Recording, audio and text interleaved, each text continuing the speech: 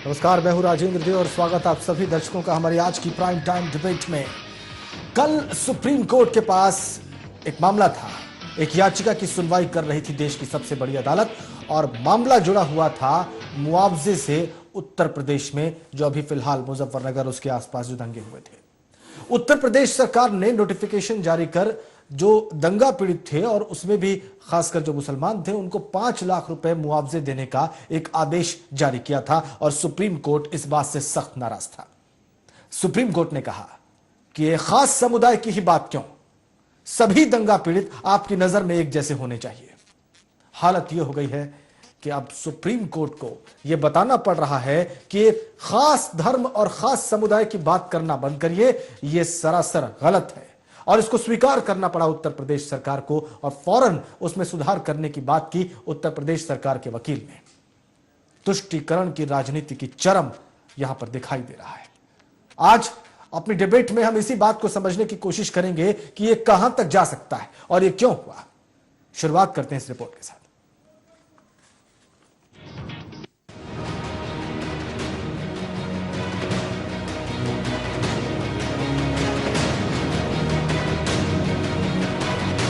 मुजफ्फरनगर में हुए सांप्रदायिक दंगों पर सुप्रीम कोर्ट सख्त नजर आ रहा है। इसी कड़ी में सुप्रीम कोर्ट ने एक और आदेश यूपी सरकार को दिया है। इस आदेश के तहत सुप्रीम कोर्ट ने कहा है कि बेहतर ये होगा कि यूपी सरकार मुआवजा देने का आदेश वापस ले और साथ ही सभी पक्ष के पीड़ितों को मुआवजे में शामिल करे। साफ साफ कहें तो सुप्रीम कोर्ट ने यूपी सरकार से अपना वो आदेश वापस लेने को कहा है जिसमें मुजफ्फरनगर दंगों के बाद राज्य सरकार ने दंगा पीड़ित मुस्लिम परिवारों को 5 लाख रुपए मुआवजा देने की घोषणा की। सुप्रीम कोर्ट ने कहा कि बेहतर ये होगा कि आप अपना ये आदेश वापस लें और सभी पक्ष के पीड़ितों को मुआवजे में शामिल करें। यूपी सरकार के आदेश में मुस्लिम दंगा पीड़ितों से कहा गया कि वो ये हलफनामा दें कि वे अपने गांव नहीं लौट सकते तो उन्हें 5 लाख रुपए मुआवजा दिया जाएगा। बाद में स्थानीय प्रशासन ने साफ किया था कि हलफनामे का मतलब ये नहीं है कि मुस्लिम दंगा पीड़ित अपनी संपत्ति पर अपना अधिकार खो देंगे। प्रधान न्यायाधीश पी सदाशिवम, न्यायमूर्ति रंजना प्रकाश देसाई और न्यायमूर्ति रंजन गोगोई की 3 सदस्यीय खंडपीठ ने राज्य सरकार से कहा, सभी पीड़ित पात्र समान हैं, बेहतर होगा आप अधिसूचना वापस लें। उत्तर प्रदेश सरकार की ओर से वरिष्ठ अधिवक्ता राजीव धवन ने तत्काल कहा, किसी भी व्यक्ति को पुनर्वास से वंचित नहीं किया जाएगा और ये सूचना में शामिल नहीं होना चाहिए था। हम इसे वापस लेकर नई अधिसूचना जारी करेंगे। राज्य सरकार ने न्यायाधीशों को आश्वासन दिया कि 26 अक्टूबर की अधिसूचना वापस ले ली जाएगी और न्यायालय में बयान दिया कि नई अधिसूचना में स्पष्ट रूप से उल्लेख होगा कि संबंधित प्राधिकारी प्रत्येक प्रभावित व्यक्ति के मामले को देखेंगे और राहत तथा पुनर्वास उपाय सभी पर समान रूप से लागू होंगे। सुप्रीम कोर्ट के इस आदेश के बाद ये बात बिल्कुल साफ हो जाती है कि उत्तर प्रदेश सरकार किसी एक पक्ष के लिए मुआवजे की घोषणा कर किस तरह तुष्टीकरण की राजनीति करने पर उतारू है। सुदर्शन न्यूज के लिए अभिषेक दुबे की रिपोर्ट।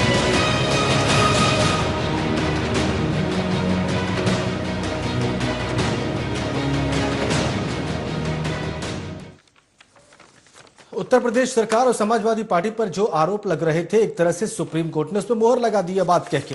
कोर्ट में जो कुछ हुआ वो बताने के लिए हमारे साथ वहां के अधिवक्ता ए.के. दुबे साहब जुड़े हुए हैं फोन लाइन पर। दुबे साहब, स्वागत है आपका। बहुत बहुत धन्यवाद। और हमारे साथ यहाँ पर समाजवादी पार्टी के नेता राघवेंद्र द्विवेदी जी भी हैं, इनसे भी कुछ तीखे प्रश्न हम करेंगे। बहुत स्वागत आपका राघवेंद्र जी हमारी इस चर्चा में। सबसे पहले सुन लेते हैं कि कल कोर्ट में इस मामले की सुनवाई के दौरान कहा क्या गया और हुआ क्या। दुबे साहब, मुझे पूरा यकीन है कि आप इस बात को विस्तार में और सरल शब्दों में हमारे दर्शकों को समझा पाएंगे। हेलो जी जी, आपकी आवाज क्लियर नहीं आ रही है, एक बार दोबारा रिपीट करें। जी, मैं ये जानना चाह रहा था कि कल कोर्ट में आर्ग्यूमेंट्स क्या हुए, दोनों ही पक्षों की तरफ से मामला क्या उठाया गया और कोर्ट ने विस्तार में जो कुछ कहा वो समझाएं।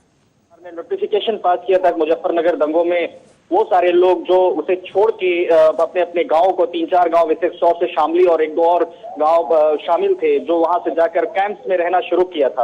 अक्टूबर 28 का नोटिफिकेशन था। तो उसको उन्होंने कहा कि जो मुस्लिम फैमिलीज वहां पर गई हैं उनको 90 करोड़ रुपए का मुआवजा दिया जाएगा और विक्टिम्स जो भी होंगे और अगर अपने गांव नहीं लौटते हैं उन्हें एक हलफनामा इस आशय का देना होगा। तो सुप्रीम कोर्ट ने उस डिसीजन को, उस नोटिफिकेशन को क्वैश करते हुए उत्तर प्रदेश सरकार के यह कहा है कि यह जो डिसीजन है आप विक्टिम के बेसिस पर करिए, किसी रिलीजन के बेसिस पर मत करिए।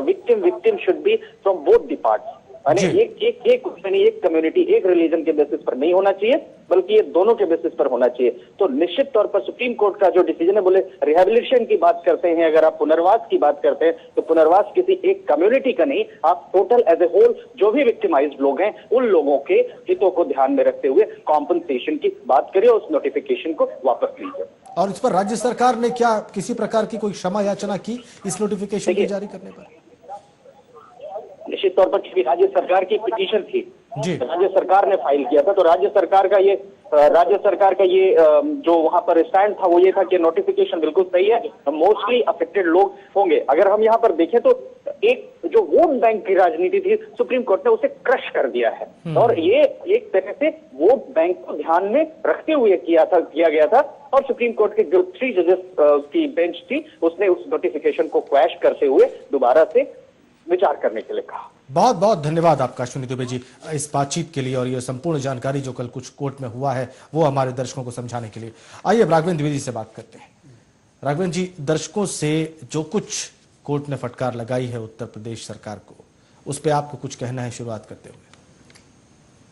मैं कहना चाहता हूं कि जो सुप्रीम कोर्ट का जो भी सुप्रीम कोर्ट ने आदेश दिया है ये कहीं ना कहीं चूक हुई है, मैं भी मानता हूं, क्योंकि जो मुआवजा वितरण या पुनर्वास जो भी है वो सभी के लिए समान रूप से लागू हो, और उसको सरकार ने माना भी कि उससे कहीं ना कहीं चूक हो गई, तो उन्होंने उसको तुरंत ही ये माना कि इसको सभी लोगों को इसको मिलना चाहिए। वो कहीं ना कहीं ऐसी चूक रही है। मैं भी मानता हूं कि इसमें किसी धर्म विशेष के लिए बात नहीं होनी चाहिए, वो सभी धर्मों के लिए जो भी इसमें वो हैं पीड़ित हैं उनको सभी को समान रूप से इसमें वो मिलनी चाहिए। आप ये बताइए राघवेंद्र जी, उत्तर प्रदेश एक बहुत बड़ा राज्य है जी, और जनसंख्या के हिसाब से देश का सबसे बड़ा राज्य है। वहां पर आपको पूर्ण बहुमत मिला सरकार बनाने का। उत्तर प्रदेश की जनता ने पूरा विश्वास व्यक्त किया समाजवादी पार्टी में कि आप सरकार बनाएं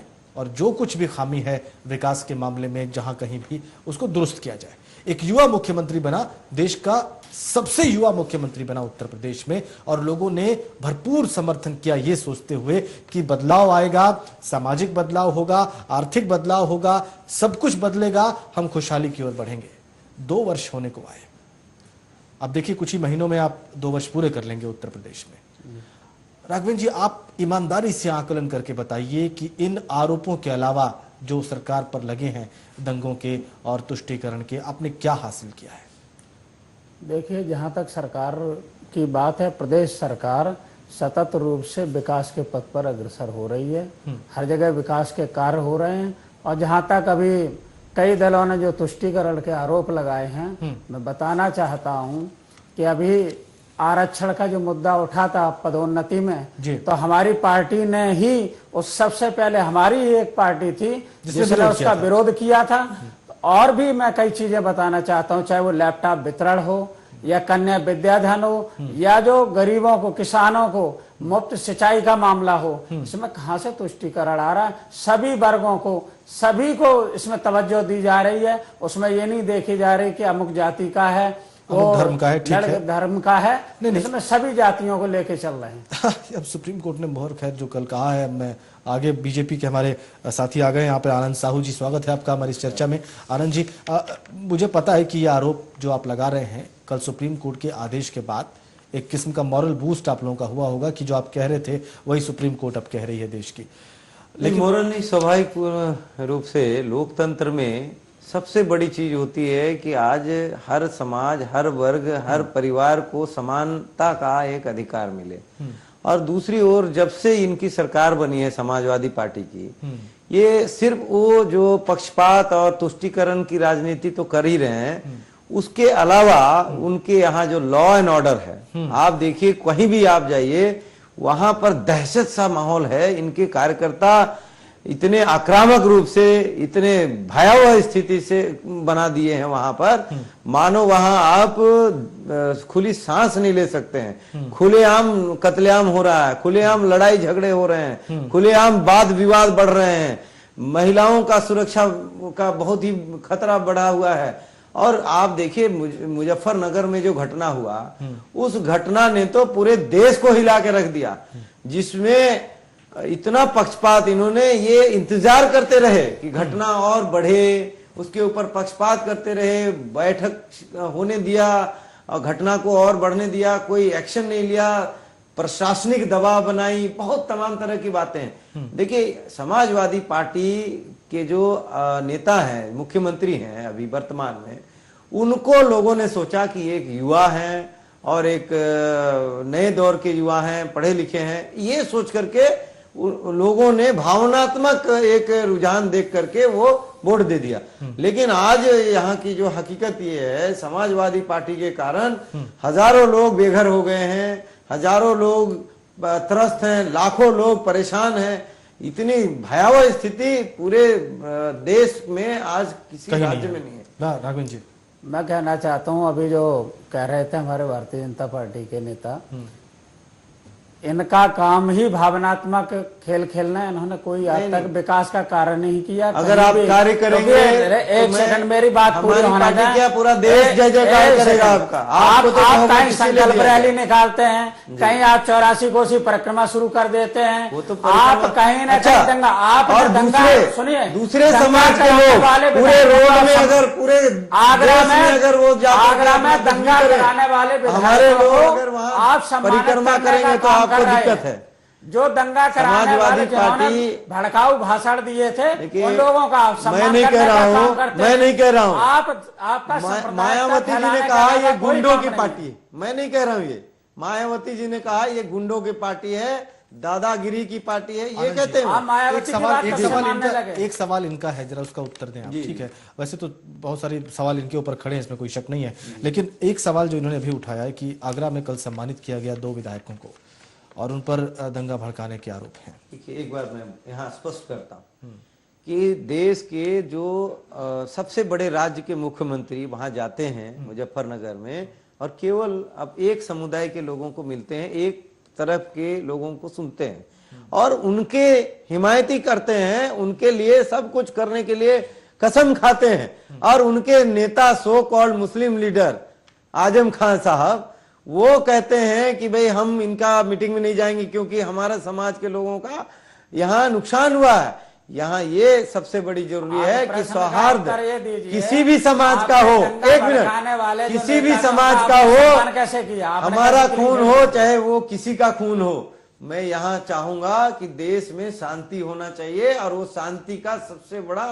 ये सरकार के ऊपर जिम्मेदारी है। बेशक सरकार ने इस जिम्मेदारी को ठीक से नहीं निभाया, इसके कारण आज सुप्रीम कोर्ट में भी इसको, सुप्रीम कोर्ट ने जो आदेश दिया है और आज ये पक्षपात की जो विषय आई है वो सुप्रीम कोर्ट ने सही इसको साबित कर। चलिए, अब मैं आपसे ये पूछूंगा कि ये तो है ही, ये तो सुप्रीम कोर्ट से फटकार इन्होंने सुन ली और अब इनको करेक्ट करना पड़ रहा है उस पूरी नोटिफिकेशन को दोबारा। जी। लेकिन ये जो कल हुआ है आगरा में, जिसको तमाम मीडिया संस्थानों ने प्रमुखता से छापा है, 2 विधायकों को सम्मानित करना, इस पर आपका उत्तर मैं विस्तार से, सिर्फ इस तमाम बात से अलग आपका उत्तर सुनना चाहूंगा। मैं छोटे से ब्रेक का वक्त हो गया, मैं फौरन वापस आ रहा हूं, आपकी बात सुन रहा हूं मैं। इस छोटे से ब्रेक के बाद वापस आते हैं और आनंद साहू का डिफेंस सुनते हैं।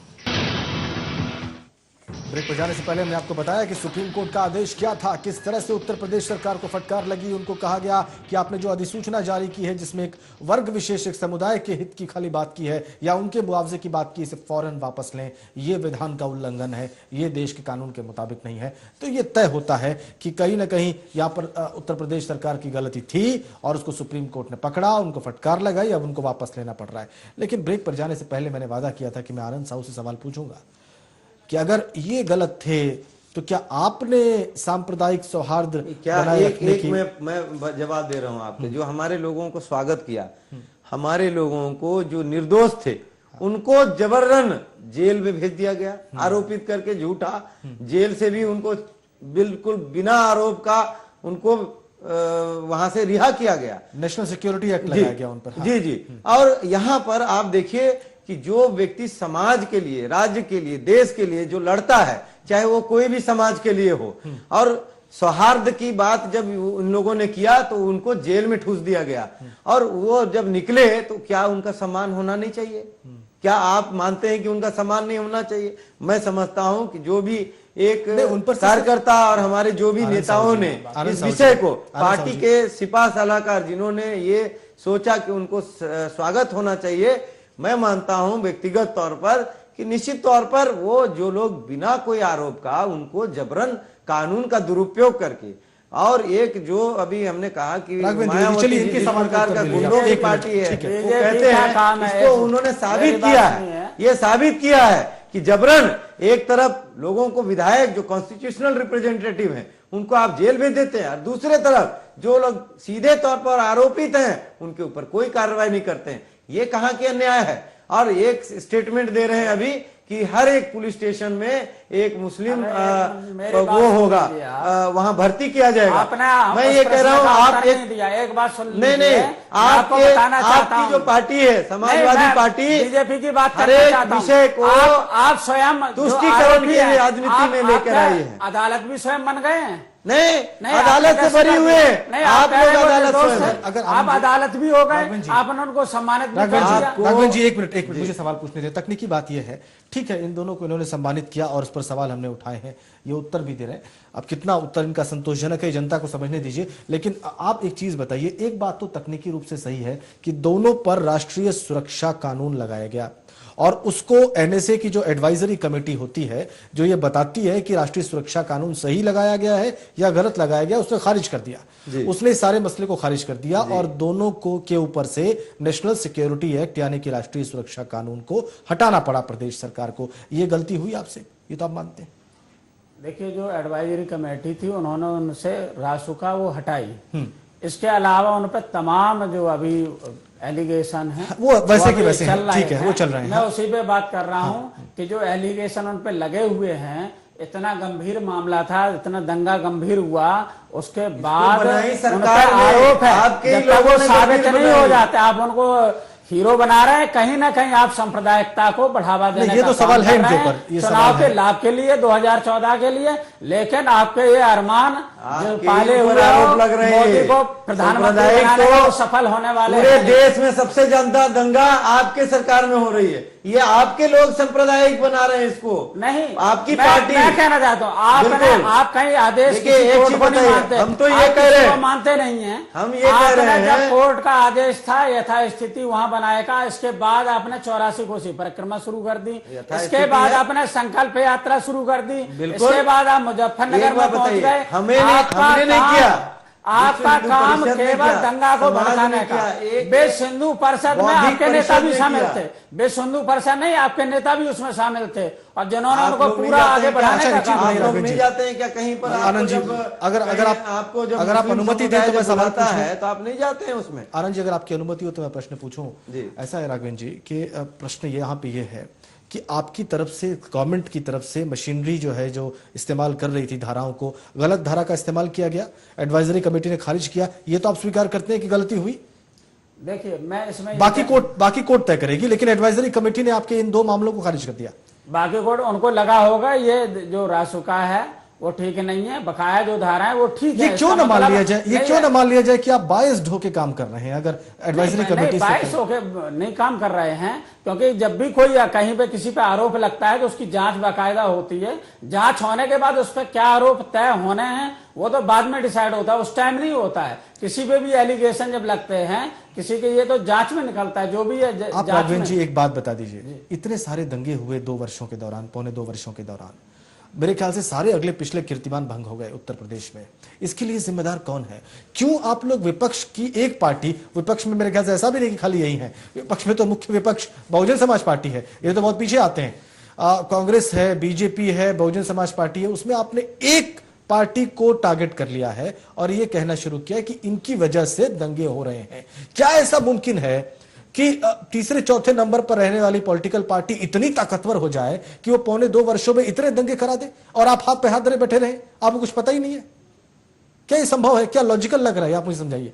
बिल्कुल बिल्कुल ये लॉजिकल है, क्योंकि मैं बता देता हूं इनका, जब भी चुनाव का समय नजदीक आता है तो ये इस तरीके से कभी राम मंदिर बनाने का मुद्दा उछाल देते हैं, और जबकि इनकी सरकार पहले जब केंद्र में रही, इन्होंने यही वादा किया था कि जब हम सरकार में आएंगे तो राम का मंदिर बनाएंगे, तो वो मुद्दा गायब हो गया।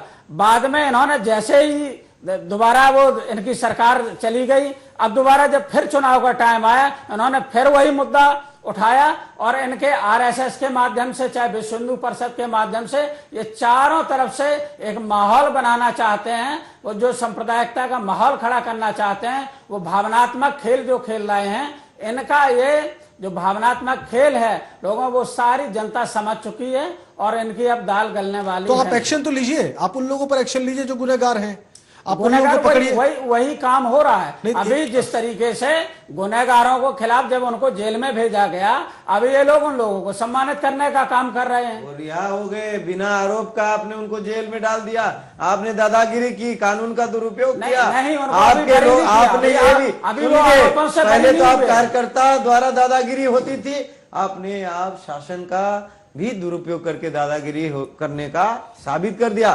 कोर्ट ने भी आपको लताड़ा। आप जिस प्रकार का कार्य कर रहे हैं तुष्टीकरण का, ये नहीं चलेगा, ये लोकतंत्र है, ये कोर्ट ने साबित कर दिया। उसके बाद आप लोगों का ये रवैया है, लोकतंत्र पे कहाँ तो आस्था मानते हैं? आप लोकतंत्र पे आस्था कहाँ रखते हैं? जनता जो है आपको जवाब देगी आने वाला चुनाव में। विवादित ढांचा, सुनिए, कोर्ट के आदेश के बाद जो विवादित ढांचा था, उसको आपको गिराने का काम किया आपने। एक बात बता रहा हूँ, मैं इलाहाबाद गया था, मैं वो कुंभ स्नान करने के लिए। नाविक जो है वो कहता है कि हर दूसरे दिन कोई मर जाता है, मरवा देते हैं, कटवा देते हैं, और चेक लेके अखिलेश पहुंच जाते हैं। क्या आदमी का जीवन का कीमत 3 लाख 5 लाख रह गया? वो बेचारा एक सीधा साधा व्यक्ति जो नाविक है, ऐसी पार्टी जिसने गुजरात दंगों मेरा बस में चले तो मैं, सुनिए, 1000 लोगों को मरवा दिया, वो लोग क्या यहाँ बात करेंगे? जिन्होंने मंदिर मस्जिद का आपने आरोप लगाया, चूंकि समय इतना ही है, समय इतना ही है, मंदिर के नाम पर। राघवेंद्र जी, समय समाप्त हो गया है हमारे पास। कहता है व्यक्ति कि अगर मेरे पास अखिलेश जी आए तो मैं उनको नाम ही लेके चला जाऊंगा अंदर। गुजरात में आपने इतने हजारों लोग मरवा तो जाएगा, मंदिर के नाम पे आपने हजारों लोगों को मरवा दिया। आनंद जी, राघवेंद्र राघवेंद्र जी, कम से कम आप अफसोस तो व्यक्त करेंगे कि उत्तर प्रदेश सरकार ने जो नोटिफिकेशन जारी किया या जो कुछ हुआ है, उसके लिए आपको अफसोस है, दुख है, कम से कम इतना तो बोलेंगे? देखिए, मैंने अभी आपसे जब इसकी डिबेट की शुरुआत हुई थी, उसी टाइम कहा ये एक भूल है, और ऐसा नहीं होता, ना हमारी सरकार ने पहले भी कभी ऐसा नहीं किया, ये कहीं कोई चूक हुई है, क्योंकि सभी धर्मों का, सभी वर्गों का हम ध्यान रखते हैं। आप सुनिश्चित करते हैं कि इसके बाद ऐसी कोई चूक नहीं होगी? नहीं, बिल्कुल बिल्कुल। चलिए, हमने पहले भी हम आपसे अपेक्षा करते हैं कि अपनी पार्टी हाईकमांड को आप ये बात बताएं कि आप ऐसे सवालों में घिरे हैं, और ऐसे सवालों के बाद आपने ये आश्वासन दिया है कम से कम कि आपकी पार्टी की तरफ से ये सुनिश्चित किया जाएगा कि उत्तर प्रदेश सरकार इस प्रकार का कोई काम ना करे जिससे कम से कम देश की कोर्ट और दूसरे संस्थान जो सम्मानित संस्थान है उनको ऐसी टिप्पणी करनी पड़े। बहुत धन्यवाद राघवेंद्र जी यहाँ स्टूडियो में आने के लिए, और आनंद साहू जी आपका भी यहाँ पर आकर बीजेपी का पक्ष रखने के लिए। ये जो कुछ सुप्रीम कोर्ट ने कहा है ये बहुत दुर्भाग्यपूर्ण है, और देश के बहुत बड़े सूबे पर, उसकी सरकार पर सीधी टिप्पणी की है। और अगर राजनीति इस दिशा में चल पड़ी है तो सुप्रीम कोर्ट ये कहना चाहता है कि बस बहुत हुआ। जय।